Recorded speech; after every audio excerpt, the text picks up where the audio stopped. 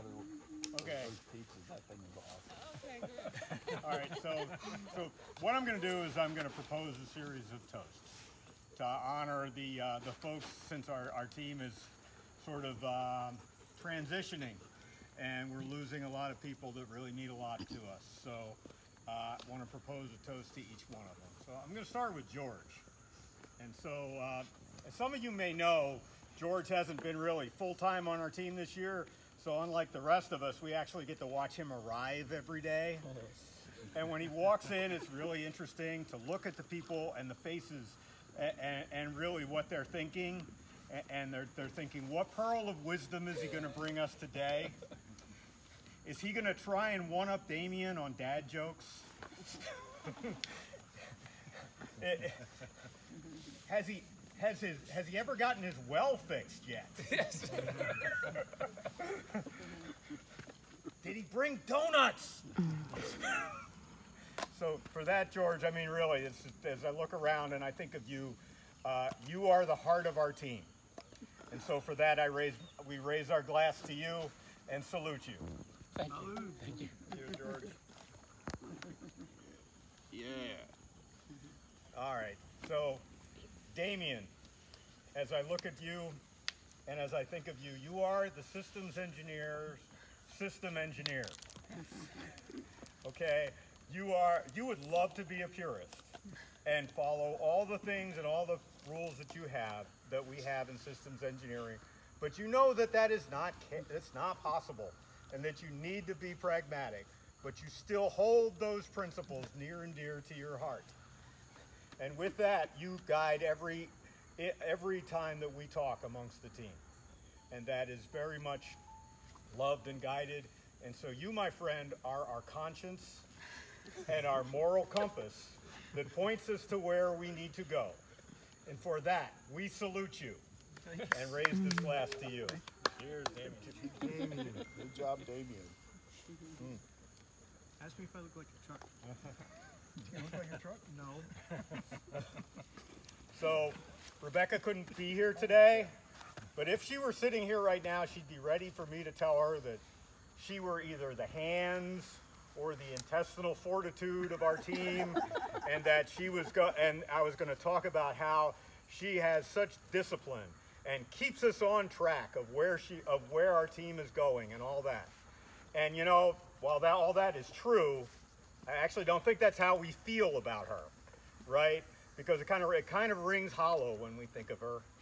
And you know, I try and think of, well, how do I talk about how this is? And you know, I actually go back to when she announced that she was pregnant. She announced it to the team.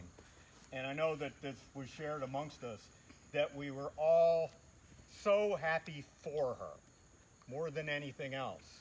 And, you know, because of how much this meant to her. And so about the only thing I can come up with is to describe her as a quote from Maya Angelou, who said that the people we meet, we may not remember the things that they say, and we may not remember the things that they do, but the way that they made us feel will last forever. And so with that, I think that Rebecca is really the soul of our team. So for that, we lift our glass to her and salute. Rebecca. Cheers, Rebecca. Yes. War room mom. Oh, we could have Skyped her. So Can you imagine that then, of course, brings us to our host today, Kirk. And what do you say about Kirk? Well, to do that, I have to go to the whiteboard, as that is the most appropriate thing that he would do. Oh, gosh. And so, I took a leadership class about a month ago, and then as part of it, there is this book. It's called The 5 Dysfunctions of a Team, but I'm going to turn it around and talk about positive and what it really is to have a functional and effective team. And it's really, I'm going to draw a triangle, but it's really like a pyramid. And these things are built on each other. And on the very bottom is trust. And it's a vulnerable trust. It's really an effect of being able to make a mistake or be wrong, go off on a tangent or something, and be able to honestly work in the team and be able to say, oh, I was wrong, and bring us back. And that's something that I think we all have within our team. Now, once you have that foundation, the next thing under that that you have to have is healthy conflict, which means that we all need to be able to speak our own mind and talk it out and argue with each other, and have that and really what that comes down to most of all is having everyone on the team be heard. And then once you've been able to have that kind of conflict and discussion, then the next piece is commitment.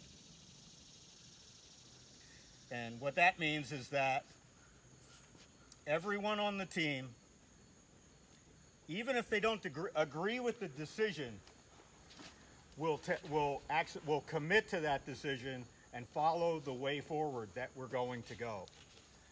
And really, as you see, it's foundational because we had that conflict and everybody has had their say, and we make a decision as a team, we go forward with that.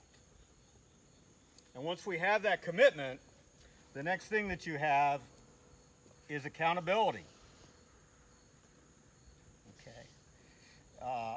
And so, really need to hold each member of the team accountable. And Scott, I think you and I did that a bit this week. But the other thing that I always think about with that, and I'm going to go talk to John, who basically is called calling you on your shit. And that's something we do all the time. John, you call me and everybody else on this team on their shit. And we appreciate it because it makes us better people. It really does. Makes us better engineers.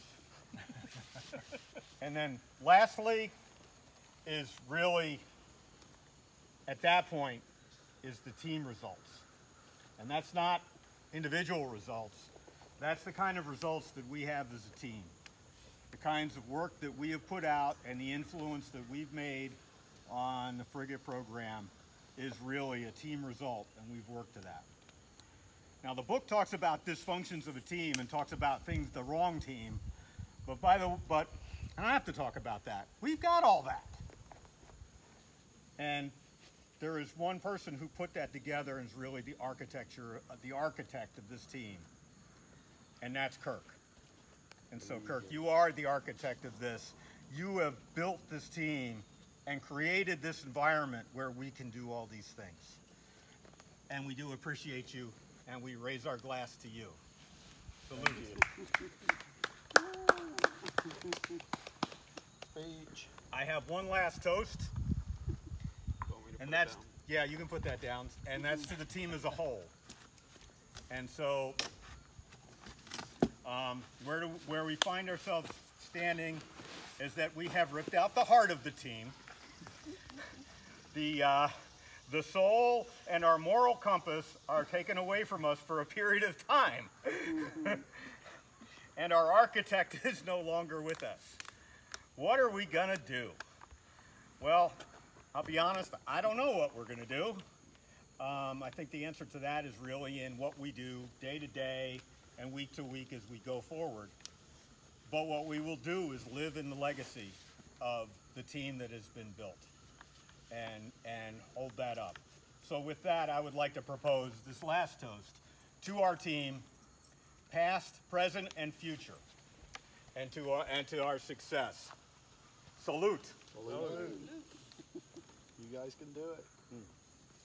And so lastly, Scott would like to make a presentation. Come on up, Kirk. Oh, by the way, you did all this and you didn't read the book. I lived it. I've done all the wrong things. I don't know how I can top what Dan said, but That was very good, Dan. yeah, it was very nice. We all kind of wanted to give you something that you can have for, you know, to hang on to. And so we put together basically, we found an original photograph of the Navy's first frigate, the USS United States, which was actually built out of it was one of the first 7 frigates built that formed the United States Navy, and it was the first to be launched and the first in service. So we thought, okay, we'll use that. Since we don't have a picture of the frigate we're working on yet, but this is a pretty good start. But you know, we passed it around. People put their thoughts on it, on the frame and everything, and wanted you to just have it to you know, just kind of remember some of the good times we had together, a lot of the good work that we did. So for you to carry forward, here's a little bit of the original frigate, and we hope to show you someday a new frigate. Yeah, and I'll be watching. I'll be watching you guys. I mean, you know, I can't say enough about you guys and the team that, you know, I thoroughly enjoyed it, and you know, and even leaving it for this short period, even before I retired, the team is in a good place. I mean, people are looking back at you guys, and they see you guys as a powerhouse. And, you know, I had an opportunity, and, you know, they wanted me to try to spread a little bit of that, trying to help some of these other teams out, you know. So, you know, I hope you guys don't see it as me abandoning you. You guys are constantly in my thoughts. And, you know, in my last couple months, I'm going to do everything I can, you know, to help you guys out. And if you guys need anything, you guys come find me. But you guys are, but I'm going to tell you, you guys are in good shape. You got the right people. You know, yeah, you know, some of us, you know, George has left, but you know, Damien, he's still around. You know, Rebecca will be back, and you know, you're in good hands. I think, you know, between Dan and Scott, they're the right people. They can lead this team. You guys, you know, I just got you guys started. You guys took off on your own, and you left me behind. You know, I was probably holding you back. So, you guys are in good shape. I love working with you guys, and thank you. So.